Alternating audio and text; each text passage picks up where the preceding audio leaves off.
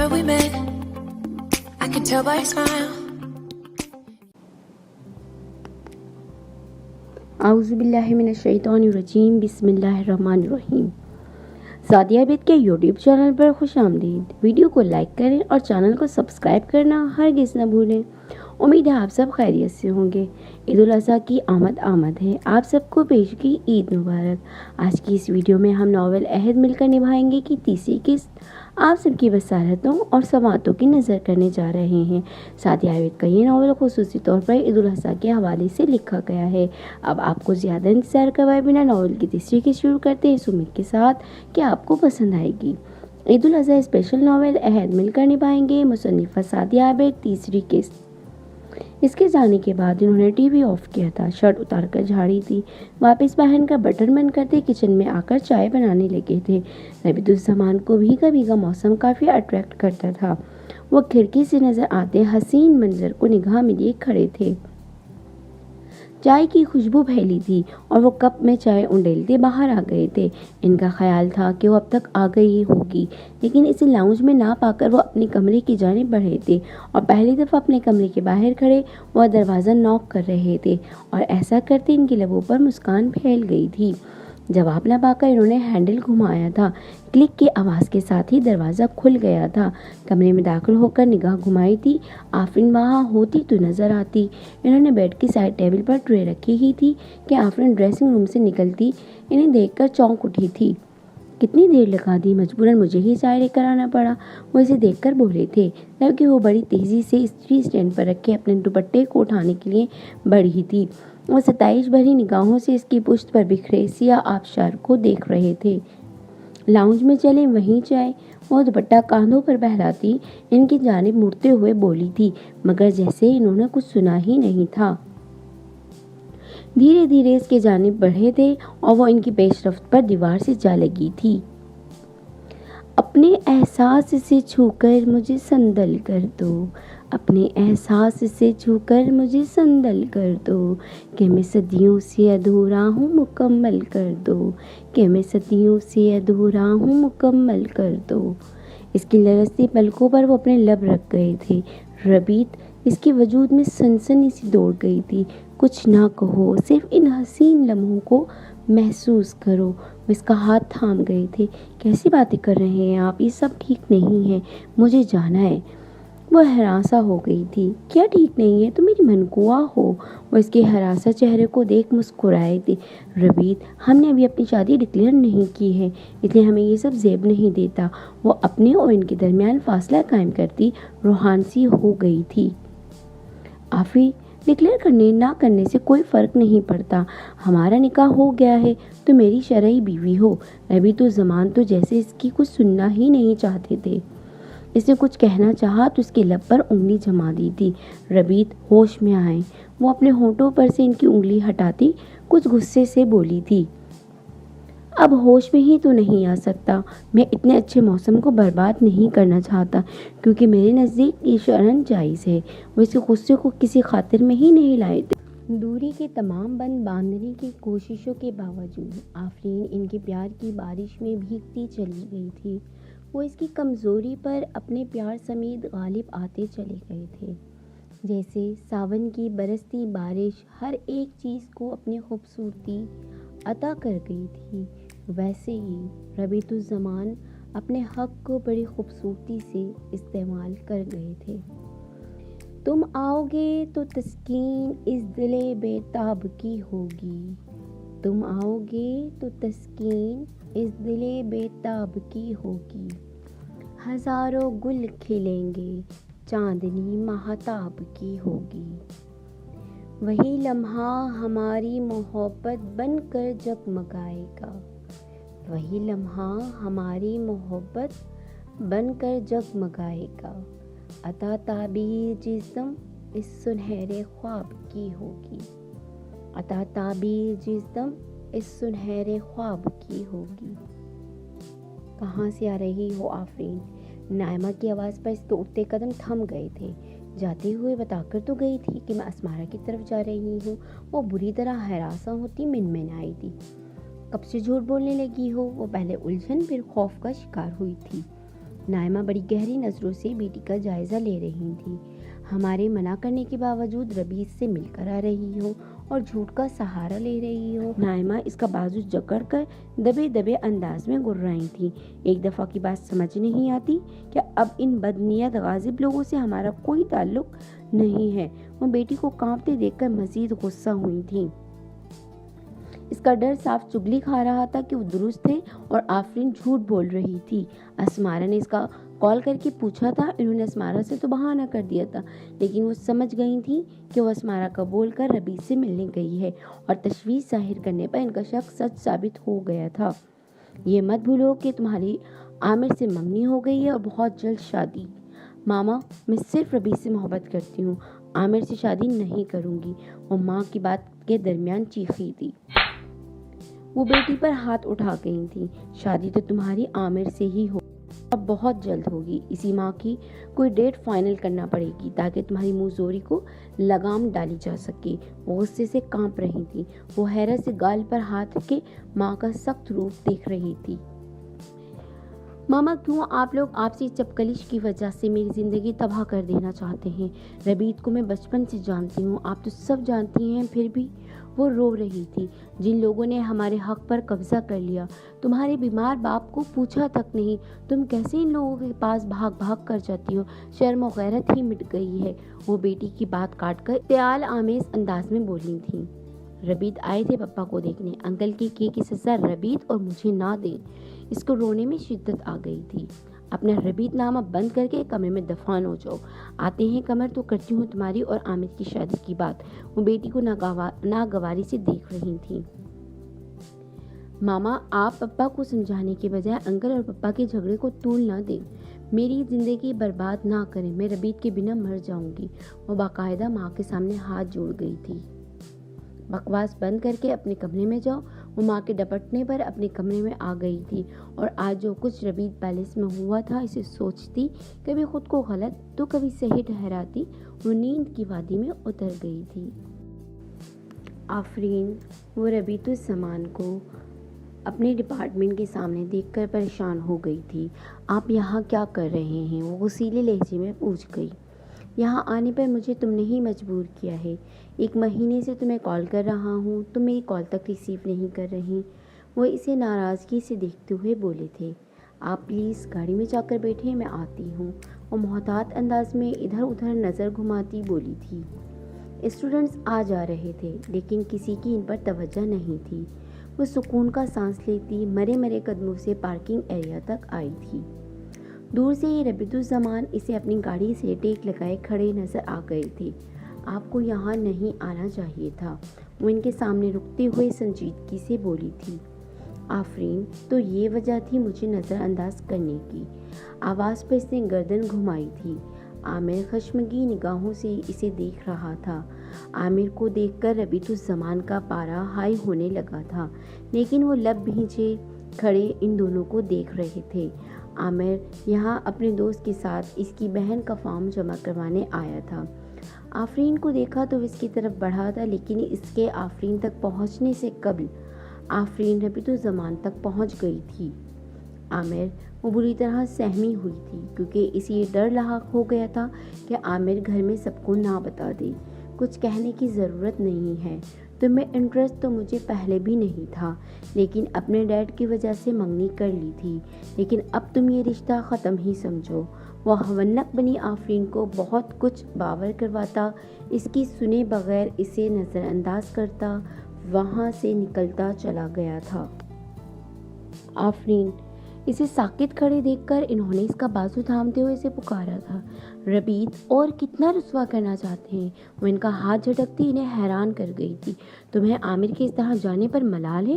وہ حیرت سائڈ پر کرتے ناگواری سے پوچھ گئے۔ ہمیشہ آپ الٹا ہی کیوں سوچتے ہیں؟ عامر سے منگنی کون سی خوشی سے کی تھی جو اس کے جانے پر ملال کروں گی؟ وہ بہت غصے سے انہیں دیکھتی دبے دبے انداز میں غرائی تھی۔ تیور جتنے بگڑے ہوئے تھے اس لحاظ سے اس کا رونا بنتا نہیں تھا، لیکن وہ غصہ کرنے کے ساتھ رو بھی رہی تھی۔ گاڑی میں بیٹھو۔ اس کو روتے دیکھ وہ دھیمے لیکن حکمی انداز میں بولے تھے۔ وہ ان کے حکم کی تعمیل کرنا تو نہیں چاہتی تھی، لیکن جانتی تھی وہ اسے لیے بنا ٹلیں گے نہیں، اس لیے سوں سوں کرتی کھلے فرنٹ ڈور سے اندر گاڑی میں بیٹھ گئی تھی۔ गाड़ी उन्होंने कुछ दूर जाकर पुरसुकून जगह पर रोक दी थी। मेरी कॉल रिसीव क्यों नहीं कर रही थी? उन्होंने बात का आगाज किया था। इसने कोई जवाब ना दिया, बस रोती रही। आफरीन, उस शाम की सहर अंगेजी पर तुम शर्मिंदा हो? वो काफ़ी देर बगौर इसके आंसुओं से तर चेहरे को देखकर पूछ बैठे थे, जबकि वो रोना भूलकर इन्हें देखने लगी थी। इनके चेहरे पर संजीदगी की गहरी छाप थी। मैं शर्मिंदा नहीं हूँ रबीत, लेकिन मुझसे गुरेजा बेचैनी से दोनों हाथ आपस में मसल रही थी। लेकिन क्या आफरीन? वो इसका हाथ थाम गए थे। मैं तुम्हारे इस गुरेज को क्या नाम दूँ? तुम्हें कितनी कॉल्स की, घर आया तो आंटी ने बेइज्जत करके घर से निकाल दिया। तुम्हारी मोहब्बत में आंटी का बुरा रवैया और तल्ख बातें सह गया। हर जगह से मायूस होकर आज यूनिवर्सिटी आया तो तुम बात तक करने को तैयार नहीं हो। मुझसे तुम भाग रही हो। हमने कुछ गलत किया है? वह आफरीन के रवैये की वजह से बहुत डिस्टर्ब थे। एक साथ कई बातें, कई सवाल कर गए थे।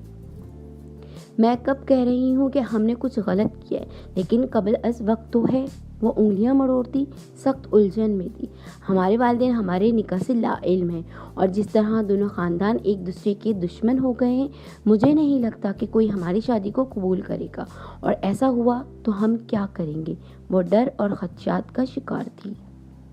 आफरीन, मैंने तुम्हारे साथ महज वक्त गुजारी नहीं की है, तुमसे मोहब्बत की है, तुमसे एक शरई रिश्ता कायम किया है।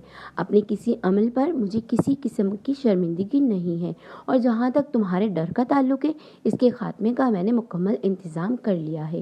वो बहुत संजीदगी से बोल रहे थे। वो इन्हें देखने लगी थी। मैंने अपने और तुम्हारे पेरेंट्स को दादा जान के फार्म हाउस पर बुलाया है, जहाँ मैं इनकी बाहमी नाराज़गी के खात्मे के बाद तुमसे कोर्ट मैरिज की बाबत बात करूँगा। वो इसके हैरान चेहरे को देखकर मुस्कुराए थे। लेकिन आप ये सब करेंगे कैसे? वो बहुत बेयकीन थी। आफी, ये सब तुम मुझ पर छोड़ दो, क्योंकि डैड और अंकल की नाचाकी का सबब मैं जान गया हूँ, जिसका आज पर्दा चाक हो जाएगा। इसके साथ ही हमारे दरमियान की दूरियां भी ख़त्म हो जाएंगी। इन्होंने इसके आंसू हल्की सी मुस्कुराहट के साथ चुन लिए थे। आप सच कह रहे हैं? आज सब ठीक और पहले जैसा हो जाएगा, जब किसी को हमारी शादी पर एतराज़ नहीं था। वो हुनूस हैरत और बेयकीनी में मुब्तला थी। हाँ मेरी जान, सब पहले जैसा हो जाएगा। वह इसका रुखसार थपकते हुए शौक़ी से बोले थे, और वो झेप गई थी।